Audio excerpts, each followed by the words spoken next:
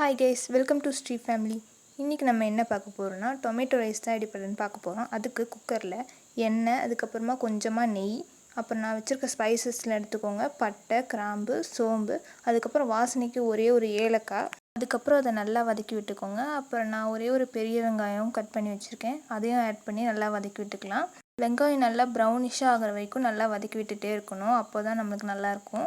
வெங்காயம் நல்லா வதங்கினதுக்கு அப்புறமா நம்ம வச்சுருக்க இஞ்சி பூண்டு பேஸ்ட்டை சேர்த்து நல்லா வதக்கி விட்டுக்கலாம். இஞ்சி பூண்டு பேஸ்ட்டு நல்லா அந்த பச்சை வாசனை போகிற வரைக்கும் நம்ம வதக்கிட்டே இருக்கணும். அதுக்கப்புறம் 2 பச்சை மிளகா, புதினா இலை, அப்புறம் கொத்தமல்லி இலை ஆட் பண்ணிக்கலாம். அப்புறம் கலருக்காக சில்லி பவுடர் லைட்டாக ஆட் பண்ணிக்கிறேன். அப்புறம் நம்ம வச்சுருக்க மல்லித்தூள், கரம் மசாலா, அப்புறம் மட்டன் மசாலா இதெல்லாம் சேர்த்து நல்லா வதக்கி விட்டுக்கோங்க. எனக்கு இந்த மசாலா டேஸ்ட் தான் பிடிக்கும், அதனால் ஆட் பண்ணிக்கிறேன். உங்களுக்கு ஹோம்மேட் மசாலா இருந்தால் கூட நீங்கள் அதை ஆட் பண்ணிக்கலாம். அப்புறம் நான் ஒரே ஒரு தக்காளி கட் பண்ணி அரைச்சி வச்சுருந்தேன், அதையும் இப்போ ஆட் பண்ணிக்கிறேன். ஆட் பண்ணி நல்லா கிளறிட்டே இருக்கணும்.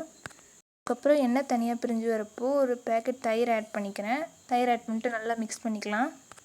அப்புறம் தேவையான அளவுக்கு தண்ணி ஊற்றிட்டு நம்ம வச்சுருக்க ரைஸ் ஆட் பண்ணிக்கலாம். அதுக்கப்புறம் குக்கர் க்ளோஸ் பண்ணிவிட்டு 3 விசில் வர வரைக்கும் வெயிட் பண்ணலாம். 3 விசில் வந்ததுக்கப்புறம் ஓப்பன் பண்ணி பார்த்தீங்கன்னா நம்மளுக்கு சூப்பரான டேஸ்டியான தக்காளி சாதம் ரெடி ஆகிருக்கும். இதை நீங்கள் தயிர் பச்சடி கூட வச்சு சாப்பிட்டிங்கன்னா சூப்பராக இருக்கும். அண்ட் உங்கள் வீட்டில் கண்டிப்பாக அதை ட்ரை பண்ணி பாருங்கள். மறக்காமல் என்னோடய சேனலை லைக் பண்ணி சப்ஸ்கிரைப் பண்ணிக்கோங்க. டாட்டா.